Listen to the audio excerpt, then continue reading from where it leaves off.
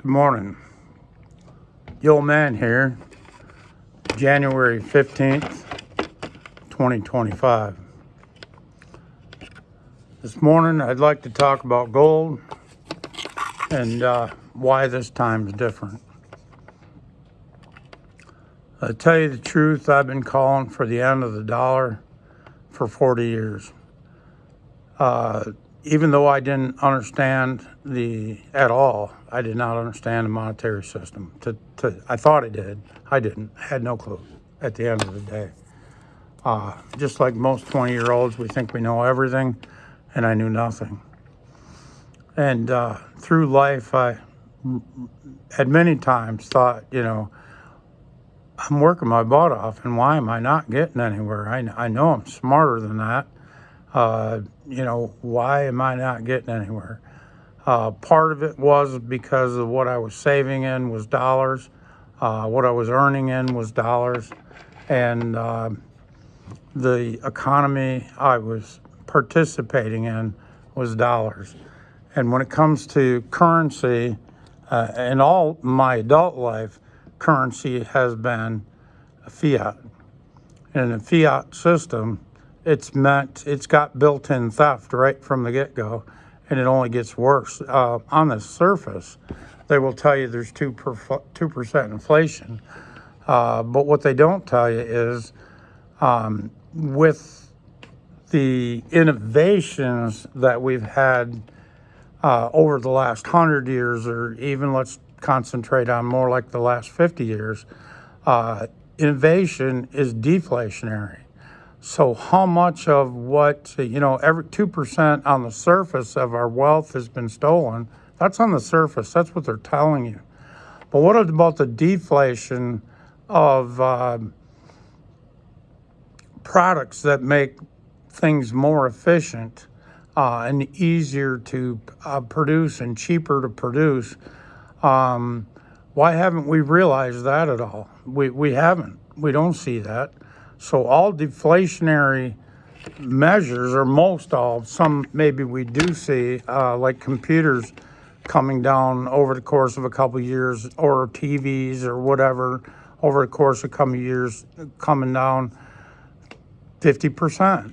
Well, but what was the true deflationary measure? Was it 75%? And so we seen they couldn't hide it that much. And so they brought, TVs come down or computers come down over the years, let's say 75%, or came down 50%, but in reality, the deflationary measure was more like 75. So it's always the delta between the two that gets you. And, as innovation happens and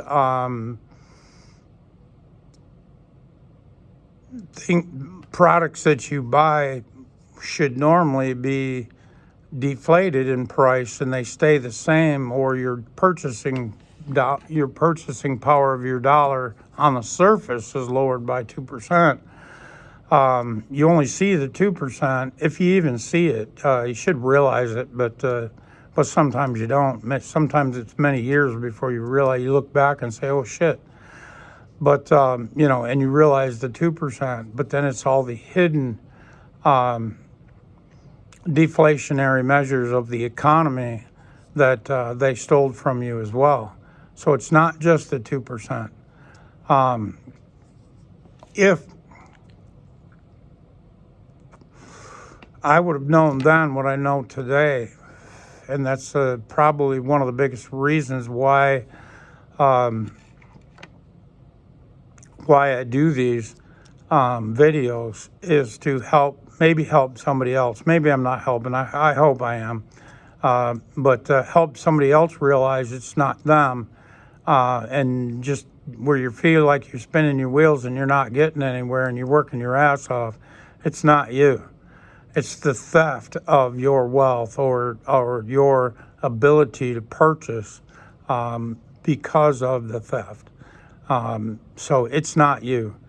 What I found myself really over the last year and a half, again, since July 4th, of 2023, I bought my first, I'd say my first maybe 20 ounces or 40 ounces of silver on July 4th of 2023 after doing just a little bit of research on the monetary system. That was enough. Just a little bit of research on the monetary system was enough to tell me, okay, shit, I'm participating in the wrong venue, if you will. The dollar is meant for theft, so I need to de-dollarize. And so all savings for me from then on went to gold and silver. And I've found that even in the last year, what I've been able to save over the last year, because my savings is not depreciating in value, it's astronomical. It's so powerful. It's amazing. It truly is amazing. If you have saved dollars, let's say from the year 2000, those dollars have depreciated in value or will buy less than they would have in the year 2000 if you brought that same $20 bill up to today. Let's say you were buying groceries. Well, in the year 2000, that $20 bill might have bought you a bag of groceries, a reasonable mix. Let's say some eggs, some bread, maybe even some sandwich meat and whatever else. You could make a few decent meals with that $20 bill in 2000. And today you bring that up to, you try to purchase something in today with that $20 bill, and it purchased next to nothing. So that's what I've realized, that I was saving in the wrong venue, and the dollar was theft, and I needed to de-dollarize, and that's exactly what I've done. Now, mind you, my business, obviously, everybody's still dealing in dollars, so I take dollar payments, I take credit card payments. I wish I was paid in gold and silver. It would be better for them and me both. But at the end of the day, I deal in the dollar as long as I have to. But I take any excess and invest it, or actually convert it, not invest, but convert any excess to gold and silver. And it's just been huge, super, super powerful in the last year and a half. But getting back to that dollar in 2000 versus 2020, now 2025, you'd have lost a lot of purchasing power with that $20 bill. But yet, if you took and bought gold with it in 2000, your purchasing power would have increased by 600%. That's huge. That's freaking huge. And again, like I said, just the fact over the last year and a half, just saving a different way and a different venue, if you will, has just made super huge difference. And so,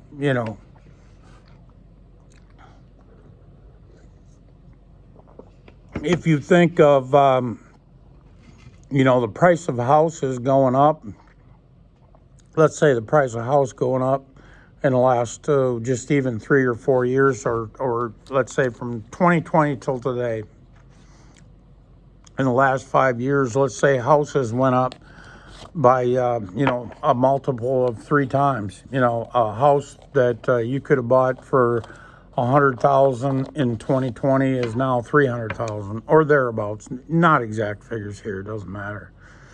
But look at what gold has done in that same time period. Since 2020, it's gone up 60% from its original value,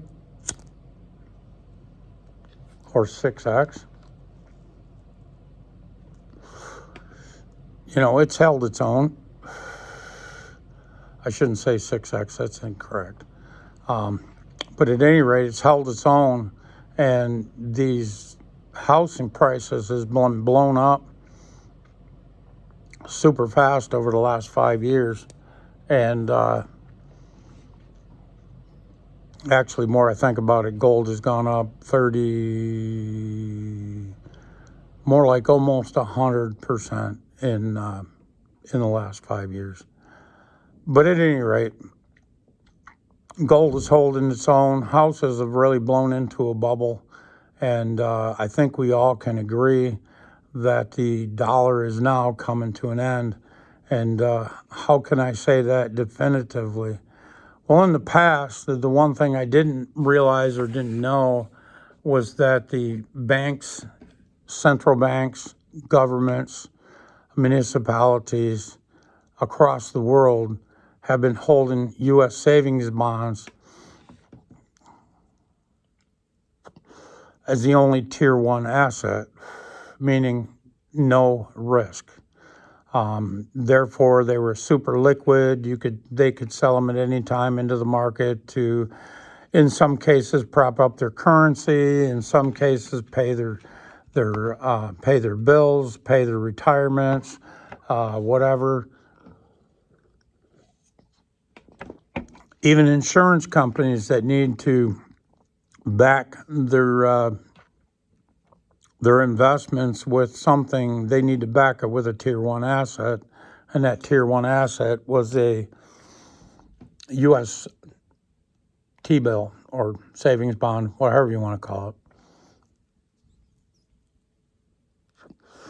Well, in 2023, the BIS, or the Bank of International Settlement, had, and that's the central banks of central banks, they're the ones that make the rules, and they reclassified gold as a tier one asset. So now you've got a choice between a deflating U.S. dollar that can be sanctioned as a tier one asset or gold. Well, if you're outside the United States, I think gold is a no-brainer.